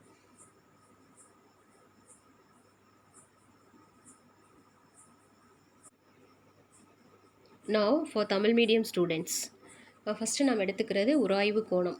இப்போ உராய்வு கோணம் அப்படிங்கிறது கொடுத்துருக்க இந்த படத்தில், அதாவது ஒரு பிளாக் இது வந்து ஒரு பரப்பில் வச்சு தான் எடுத்துட்டான். அது மேலே செயல்படுற செங்குத்து எதிர்விசை n வெக்டர். அங்கே இருக்கிற பெரும உராய்வு விசை வந்து எஃப்எஸ் மேக்ஸிமம். இது ரெண்டுக்கும் இடையில் ஒரு ரிசல்டண்ட் தொகுபயன் விசை கொடுக்கணும். அது வந்து ஆர் வெக்டர். அந்த தொகுபயன் விசைக்கும் செங்குத்து எதிர்விசைக்கும் இடையில் இருக்கிற அந்த கோணம் தான் உராய்வு கோணம். இப்போது இந்த உராய்வு கோணத்தை கால்குலேட் பண்ணுறதுக்கு முன்னாடி அந்த தொகுபயன் விசையோட எண் மதிப்பு அப்படிங்கிறது R is equal to square root of FS maximum square plus N square. இதுக்கு உங்களுக்கு எக்ஸ்ப்ளனேஷன் இங்கிலீஷ் மீடியத்திலே தெளிவாக சொல்லியிருக்கோம், அது பாருங்கள். இந்த படத்துலேருந்து நீங்கள் tan தீட்டா கால்குலேட் பண்ணால் எஃப்எஸ் மேக்ஸிமம் பை என்னன்னு கிடைக்கும். மறுபடியும் அந்த உராய்வு தொடர்பு இதிலிருந்து கொண்டு வந்த formula mu S is equal to FS maximum by N. இப்போ இந்த ரெண்டு ஈக்குவேஷன்லேருந்தும் நமக்கு கிடைக்கிறது mu S is equal to tan theta. அதாவது ஓய்வு நிலை உராய்விற்கான குணகம் உராய்வு கோணத்தின் டான்ஜென்ட் மதிப்பிற்கு சமமாக இருக்கும்.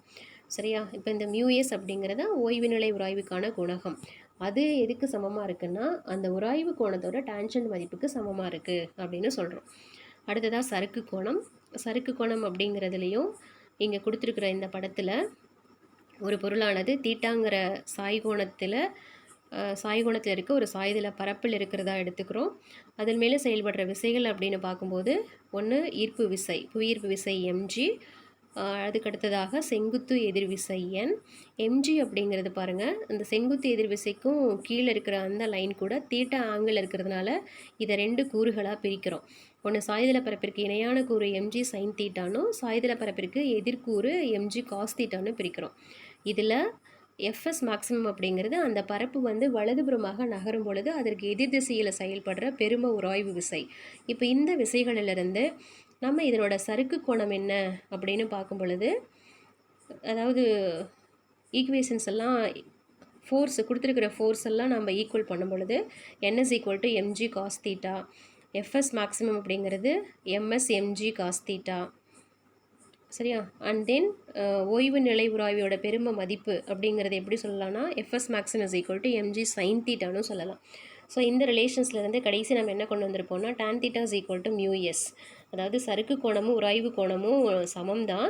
ஆனால் வேறுபாடு என்ன அப்படின்னு பார்க்கும்போது சறுக்கு கோணத்தை வந்து சாய்தளத்தில் மட்டும்தான் பயன்படுத்த முடியும். ஆனால் உராய்வு கோணம் அப்படிங்கிறது எந்த பரப்பாக இருந்தாலும் பயன்படுத்தலாம் அப்படின்னு பார்த்தோம். இந்த இடத்த சறுக்கு கோணம் அப்படிங்கிறது என்ன அப்படின்னு சொல்லும் பொழுது, அதாவது எந்த ஒரு குறிப்பிட்ட ஒரு கோணத்திற்கு ஒரு பொருளானது அந்த பரப்பிலிருந்து கீழே இறங்க தொடங்குகிறதோ, அதாவது நகரத் தொடங்குதோ, அந்த கோணம் தான் சறுக்கு கோணம் அப்படின்னு சொல்கிறோம். அதுதான் ஆங்கிள் ஆஃப் ரிப்போஸ் அப்படின்னு சொல்லுவாங்க. அதுக்கு அடுத்தது எக்ஸாம்பிள் சம்ஸ் எல்லாம் பார்த்துக்கோங்க.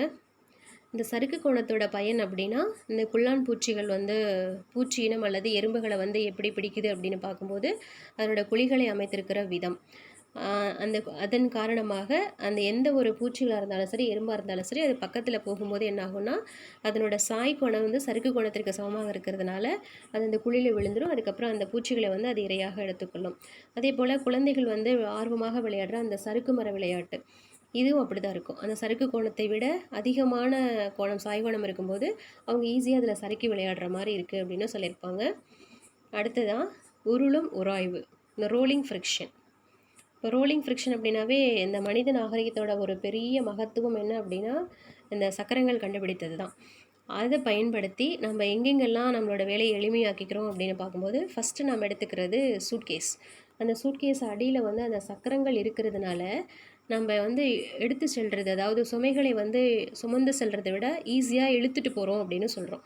ஸோ அந்த மாதிரி ஏன் வந்து ஈஸியாக நம்மளால் இழுக்க முடியுது அப்படின்னா சக்கரம் வந்து உருள்றது மூலமாக நமக்கு அந்த இடத்து உராய்வு வந்து ரொம்ப கம்மியாக இருக்கும். ஏன் உராய்வு ரொம்ப கம்மியாக இருக்குது அப்படின்னு பார்க்கும்போது அந்த சக்கரத்தின் பரப்பும் இயங்கும் பரப்போட தொடும் புள்ளியானது ஒரு சிறு பகுதி மட்டுமே தொடர்பில் இருக்கும். அந்த சிறு பகுதி வந்து தொடர்பில் இருக்கிறதுனால சார்பு இயக்கம் அப்படிங்கிறது பெருசாக எதுவும் இருக்காது. அப்போ அந்த சார்பு இயக்கம் இல்லை அப்படின்னாவே அங்கே இருக்கிற உராய்வு விசையானது மிக மிக குறைவாக இருக்கும் அப்படின்னு சொல்கிறோம். சரிங்களா? அதாவது பரப்பின் மீது சக்கரங்கள் இன்றி செலுத்தும் பொழுது பொருளுக்கும் பரப்பிற்கும் இடையே ஒரு சார்பு இயக்கம் இருக்கும். இதனால தான் அதிக உராய்வு விசை ஏற்படுது, பொருளை இழுக்கிறது வந்து கஷ்டமாக இருக்குது. பட் உருளுதல் அப்படின்னு சொல்லும் பொழுது நமக்கு இங்கே வந்து இருக்கிற உராய்வு விசை ரொம்ப கம்மி தான். அதுதான் இந்த படத்தில் வந்து வேறுபடுத்தி காட்டியிருக்காங்க. அதுவும் இல்லாமல் ஒரு சறுக்கள் இல்லாத உருளுதல் அப்படின்னு சொல்லும்போது அந்த பரப்பரை தொடும் புள்ளிக்கும் ஓய்வு நிலையில் பரப்பினை தொடும் புள்ளியானது எப்போவுமே ஓய்வில் இருக்கும் அப்படிங்கிறது வந்து சாத்தியம் கிடையாது. அது வந்து ஒரு ஐடியல் கேஸுக்கு மட்டும்தான். சரியா? லட்சிய நிலையில் மட்டும்தான் அது சாத்தியம். ஆனால் நடைமுறையில் அது சாத்தியமா அப்படின்னா இல்லை. அந்த பொருளோட நெகிழ்வுத்தன்மை காரணமாக என்ன ஆகும்னா, சக்கரத்தோட அந்த தொடும் புள்ளி, தரையை தொடும் புள்ளி சற்றே அழுத்தி மிக குறைவான உராய்வினை ஏற்படுத்தும். ஒரு டீஃபார்மேஷன் வந்து நடக்கும் அப்படின்னு சொல்கிறோம். அந்த மிக குறைவான உராய்வு விசையின் காரணமாகத்தான் இயக்கம் அப்படிங்கிறது நமக்கு வந்து ரொம்ப ஈஸியாக இருக்குது அப்படின்னு சொல்கிறோம். இந்த உராய்வை குறைக்கிற முறைகள் அப்படின்னு சொல்லும்போது, உராய்வுங்கிறது நன்மை தீமை ரெண்டும் கொடுத்தாலும், தொழிற்சாலைகளில் வந்து எந்திரங்களோட அந்த உராய்வானது அதனுடைய எஃபிஷியன்சி பயனுறு திறனை வந்து குறைக்கும். ஸோ அதை அதிகப்படுத்தணும் அப்படின்னா, ஒன்று வந்து உயவு எண்ணெய்களை பயன்படுத்தணும். ரெண்டாவது வந்து பால் பியரிங்ஸ் பந்து தாங்கி அமைப்புகளை பயன்படுத்தணும். அண்ட் தென் மூணாவதாக என்ன பண்ணணும் அப்படின்னா, அந்த பரப்புகளை வந்து ரொம்ப வந்து பாலிஷ் பண்ணணும். Well polished surface. இந்த வெல் பாலிஷ்ட் அப்படிங்கிறது இங்கே நமக்கு எப்படி இருக்குது அப்படிங்கும்போது, நன்கு வலுவழுப்பாக்கப்பட்ட பரப்புகள் கீழே இருக்குது பாருங்கள். அதாவது உயவு எண்ணெயை பயன்படுத்துதல், பந்து தாங்கி அமைப்புகளை பயன்படுத்துதல், மூன்றாவதாக நன்கு வலுவழுப்பாக்கப்பட்ட பரப்பு. இந்த 3 கான்செப்டும் அப்ளை பண்ணும்போது அந்த உராய்வுகளை வந்து நம்ம குறைக்கலாம். பந்து தாங்கி அப்படின்னு சொல்லும்போது இது வந்து உருளுதலுக்கு மட்டுமே சாத்தியம். இயக்க உராய்வுக்கு வந்து கிடையாது. உருளும் உராய்வுக்கு மட்டும்தான் பந்து தாங்கியை பயன்படுத்த முடியும். அப்படி நீங்கள் அதை பயன்படுத்தினா அந்த எந்திரங்களோட பாகங்கள் நேரடியாக தேய்மானத்துக்கு வராமல், உருளுதல் அப்படின்னு சொல்லும்போது சக்கரங்கள் இருக்கிற மாதிரி தானே இடையில. ஸோ அதனால் அதோட தேய்மானம் வந்து குறையும். அதே போல் நன்கு வலுவழுப்பாக்கப்பட்ட பரப்புகள் அப்படின்னு எடுத்துக்கிட்டாவே, இப்போ உண்மையிலே சொல்லப்போனால் உராய்வு விசை அப்படிங்கிறது சார்பு இயக்கத்தில் உள்ள 2 பரப்புகளுக்கு இடையேயான அணுக்களுக்கு இடையேயான ஒரு மின்காந்த விசை தான். இது ரொம்ப இம்பார்ட்டன்ட் பாயிண்ட் இந்த இடத்த. இந்த ஒரு விஷயம் எப்போ நமக்கு தெரிஞ்சதுன்னா 20ஆம் நூற்றாண்டில் தான் தெரிஞ்சுது. நியூட்டன் காலத்துலேயோ கலிலியோ காலத்துலேயோ இது தெரியல. ஸோ இந்த ஒரு கான்செப்ட் கண்டுபிடிச்ச பிறகு தான் அந்த பரப்புகளை வந்து நல்லா பாலிஷ் பண்ணுறது மூலமாகவும் நம்மளால் வந்து உராய்வு விசையை குறைக்க முடியும் அப்படிங்கிற கான்செப்டு தெரிஞ்சிச்சு. அதுதான் இந்த படத்தில் இங்கே கொடுத்துருக்கிறது. இப்போ மேலே ஃபஸ்ட்டு பாருங்கள், கண்களால் பார்க்கும் அளவில் தொட்டு கொண்டிருக்கும் ஒரு பரப்பு. அது சின்ன ஒரு தொடும் பரப்பு தான். ஆனால் அதுவே வந்து நுண்ணிய அளவில் நம்ம பார்க்கும் பொழுது இந்த மாதிரி அதுக்கு மேடு பள்ளங்கள் அதில் இருக்கிறதுனால தான் அங்கே வந்து உராய்வு விசை கிடைக்குதுன்னு சொல்கிறோம். அதுவும் எதனால் கிடைக்குது அப்படின்னா, அணுக்கள் அளவில் போய் பார்க்கும்போது 2 தொடும் பரப்பின் அணுக்களுக்கு இடையே இருக்கிற இந்த உராய்வு விசை, அதாவது இந்த மின்காந்த விசை தான் நமக்கு உராய்வு விசையாக கிடைக்குது அப்படின்னு சொல்கிறாங்க. அடுத்தது நாம் பார்க்குறது மிதிவண்டி இயக்கத்தில் உராய்வு விசை. ஒரு மிதிவண்டியோட இயக்கம் இருக்கும்போது உராய்வு விசை 2 சக்கரங்களுக்கும் எப்படி இருக்கும் அப்படின்னு பார்க்குறோம். மிதிவண்டி இயக்கும்போது அந்த பெடல் மிதிக்கட்டையின் மூலம் நாம் ஒரு விசையை கொடுக்குறோம். அதாவது அந்த பரப்பின் மீது அதை பின்னோக்கி தான் நம்ம தள்ளுறோம். அப்படி பின்னோக்கி தள்ளும்போது அந்த இடத்த சாலையை தொடும் புள்ளியானது ஒரு பின்னோக்கு திசை வேகத்தை பெறும். அதுக்கு எதிராக உராய்வு விசை முன்னோக்கி செயல்பட்டு முன் சக்கரத்தையும் முன்னோக்கி தள்ளும். அந்த முன்னோக்கிய ஒரு தள்ளுதல் விசை அந்த சக்கரத்துக்கு கொடுக்குற உராய்வு விசை அப்படிங்கிறது அதற்கு பின்னோக்கி திசையில் இருக்கும். சரியா? எப்படி பார்த்தாலும் இந்த 2 சக்கரங்களுக்கும் இடையில் இருக்கிற அந்த உராய்வு விசையானது ஒரு இயக்க விசை கிடையாது. அவை நிலை உராய்வு விசையாகத்தான் இருக்கும். மேலும் அந்த சக்கரங்களுக்கு கூடுதலாக உராய்வுடன் கூடிய உருளு விசையும் கிடைக்குதுன்னு சொல்கிறாங்க. ஸோ உருளுதல் மற்றும் நிலை உராய்வு விசை மட்டுமே அந்த சக்கரத்துக்கு கிடைக்குது. இயக்க நிலை உராய்வு வந்து அதுக்கு கிடைக்கிறது இல்லை. இங்கிலீஷ் மீடியம் வந்து சொன்னதுனால ஜஸ்ட்டு நீங்கள் இது என்ன இருக்குதுன்னு ரீட் பண்ணுறதுக்கு மட்டும் பார்த்துட்டு புரிஞ்சுக்கிறதுக்கு பிகினிங்லேருந்து அவங்களுக்கு சொல்கிறது நீங்கள் தெளிவாக பார்த்துட்டே வரணும். எக்ஸாம்பிள் சம்ஸ் எல்லாம் பார்த்துக்கோங்க. அடுத்தது வட்ட இயக்கத்தின் இயக்க விசையியல். இங்கே நம்ம பார்க்குறது வட்ட இயக்கத்தில் இருக்கிற ஒரு பொருள் மீது என்ன மாதிரி விசை செயல்படுது, அந்த விசை எதன் மூலமாக உருவாக்கப்படுது அப்படின்னு தான் பார்க்குறோம். அதுக்கு தான் என்ன சொல்லியிருக்காங்கன்னா, நேர்கோட்டு இயக்கத்திற்கு ஒரு பொருளின் மீது விசை செயல்பட்டாலும் செயல்படாட்டியும் அது நேர்கோட்டு இயக்கத்தை மேற்கொள்ளும். ஆனால் ஒரு பொருள் மீது விசை செயல்பட்டால் மட்டும்தான் வட்ட இயக்கம் சாத்தியம். அப்படி அந்த பொருளின் மீது விசை செயல்படும் பொழுது அதன் திசைவேகத்தை 3 வகையில் மாற்றி அமைக்கலாம். முதல்ல எப்படி அப்படின்னா, திசைவேகத்தோட எண்மதிப்பை மாற்றாமல் திசைவேகத்தோட திசையை மாற்றாமல் எண்மதிப்பை மட்டும் மாற்றும். இந்த மாதிரி மாற்றும் பொழுது நேர்கோட்டு இயக்கம் சாத்தியம். அப்படி நேர்கோட்டு இயக்கம் அப்படின்னு சொன்னால் செங்குத்தாக கீழே விழுற ஒரு பொருள் அல்லது முடுக்கத்துடன் நேரான சாலையில் செல்லும் வாகனம், இந்த மாதிரி ஒரு கேஸில் அந்த பொருளோட திசைவேகம் மாறலாம். அல்லது எண் மதிப்பை மாற்றாமல் திசையை மட்டும் மாற்றலாம். இது வந்து சீரான வட்ட இயக்கத்தில் நாம் எடுத்துக்கலாம். ரெண்டுமே சேஞ்ச் பண்ணும்போது சீரற்ற வட்ட இயக்கம் நமக்கு கிடைக்கும். அதுக்கு எக்ஸாம்பிளும் கொடுத்துருக்காங்க. ஸோ இப்போ இதிலிருந்து மைய நோக்கு விசை அப்படின்னு பார்க்கும்போது அது ஒரு சீரான வட்டப்பாதையில் துகள் வந்து சுற்றி வரும் பொழுது பாருங்கள், சீரான வட்டப்பாதையில் ஒரு பொருள் சுற்றி வந்தால் அந்த பொருளின் மீது செயல்படும் அந்த விசையானது, அந்த முடுக்கமானது வட்டத்தின் மையத்தை நோக்கி தான் செயல்படும். அப்போ நியூட்டனோட 2ஆம் விதிப்படி என்ன சொல்கிறோன்னா, அங்கே விசை செயல்பட்டால் மட்டும்தான் முடுக்கம் இருக்க முடியும். ஸோ அப்படி அதன் மீது செயல்படுற விசை மையத்தை நோக்கி செயல்படுறதுனால அதுக்கு பேர் மைய நோக்கு விசை அப்படின்னு சொல்கிறோம். இந்த மைய நோக்கு விசைக்கு நம்ம எடுத்துக்கிற ஃபார்முலா F=ma சென்ட்ரிபிட்டல். அதனால தான் இங்கே சிபின்னு எடுத்துக்கிறோம். mv²/r. இந்த ஃபார்முலா இதோட நெகட்டிவ் சைன் எது சொல்லுது அப்படிங்கிறது எல்லாமே இங்கிலீஷ் மீடியம் என்ன சொன்னமோ அந்த கான்செப்டை நீங்கள் பார்த்து தெரிஞ்சுக்கணும்.